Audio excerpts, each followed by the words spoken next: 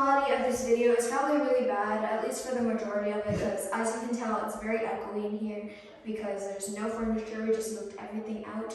And before we move on, I would like to shoot a before and just show you what the room looks like right now. This was inspired by my grandmother's library room, and she has like a bit more of like a greenish tone down here and a bit more of like a, bluish tone up here. But it's very similar and my mom loves it.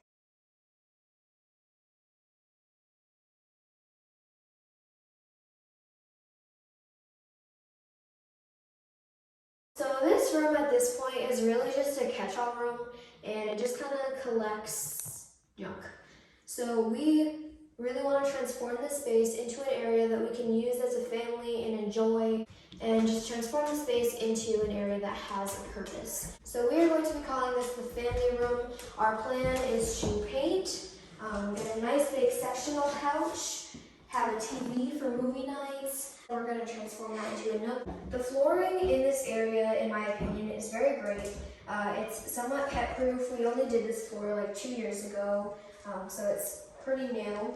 And it's scratch-proof and waterproof, and it looks great. And Dixie-proof. Hi, Dixie.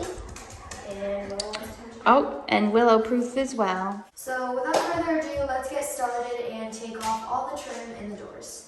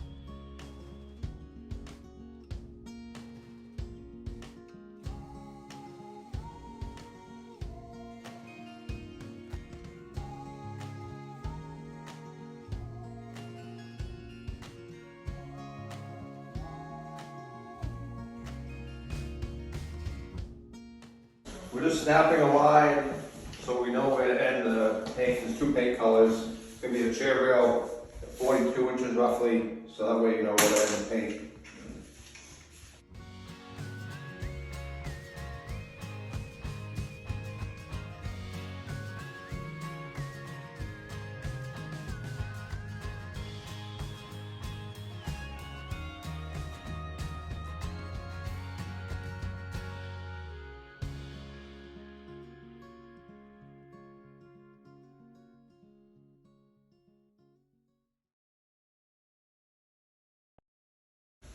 Alright, so my mom here is just cutting in around the chalk line that they just put, and we do realize that a lot of people put plastic on the floor to protect the floor, but us personally, we prefer to keep a bucket of soapy water handy and a rag so that if there are any spills, we can clean it up really quick, and that's just what we do. We don't need that line perfect because, as my dad said, we are putting a chair rail there, so the line doesn't need to be perfect because the chair rail is going to cover it.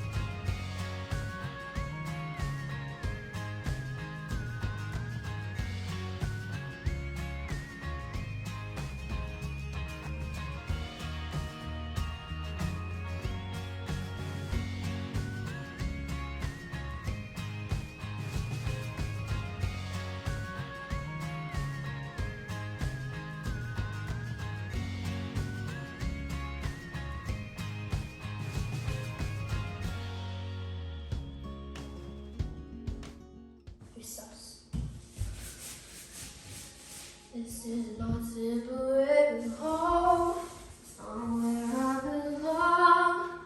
Windows and rooms that I'm passing through. This is just a stop on the way to where I'm going.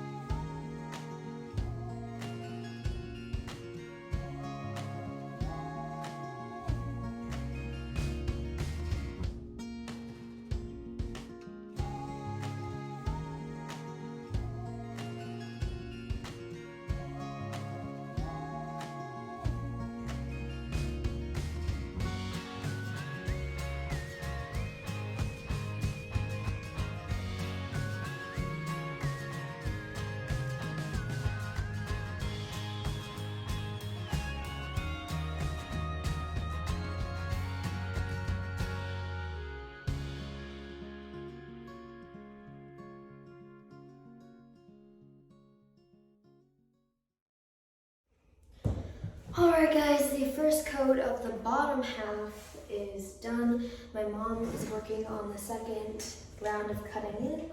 Hello! And she's hard at work over there. But I just finished rolling, as I just said, the bottom half. We still have the top to go and more coats, and we have to do the trim.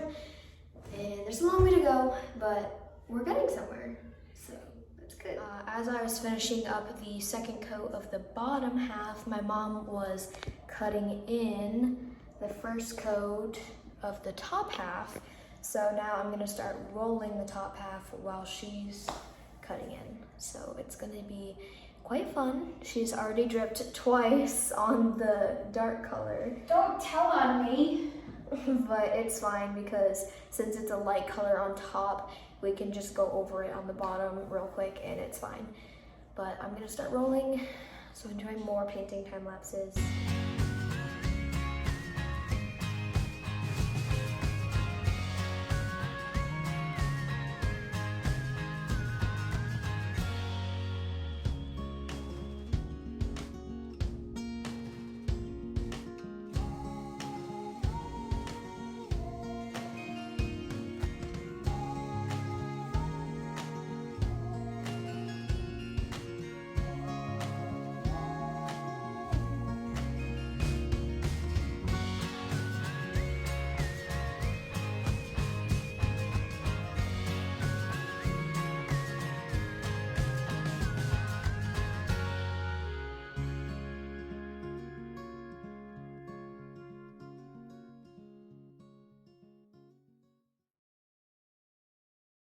Alright guys, hey, it's the next day, and my dad just finished getting the door frame of the trim on. I took a sneak peek at the rail. It's not up yet, but I did take a sneak peek and it looks so good. And we also finished installing the electrical, which I will show you guys in a minute.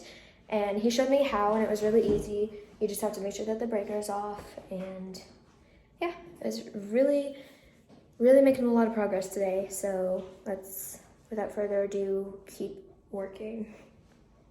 So this is the electrical that we installed. We just went to Home Depot and grabbed it. Our old one was like a very off-white, ugly color. So we got the just like white, and then we got this one, and then they're just all installed. And the light switch. So yeah, it's looking pretty good. We also got metal paint for the heater so that that can be just white. And my dad got the door frame in.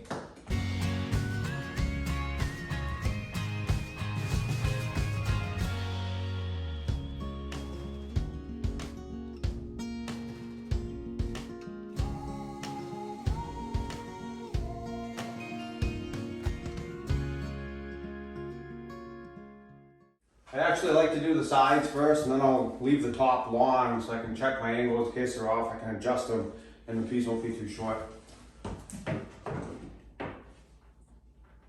That side is good. And that side's good. So now if you flip it upside down, you can mark, and you know where to go.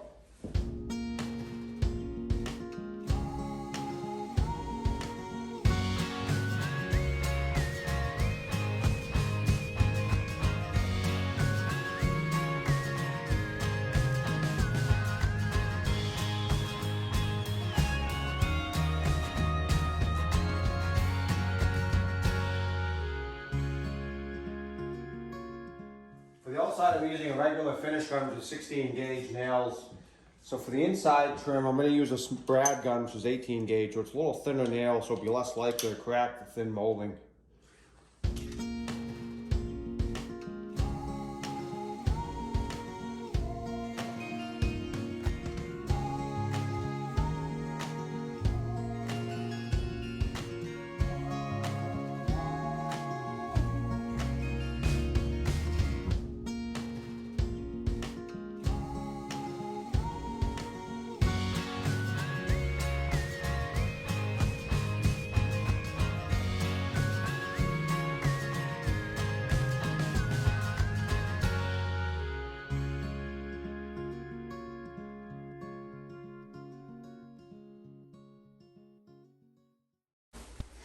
So we're going to do what is called a coped joint. Instead of trying to have an angle meet, we're actually going to use a coping saw and copy the profile of the molding. The way you're going to do that is you cut a 45-degree miter, and then we're going to cut along that profile gently with a coping saw.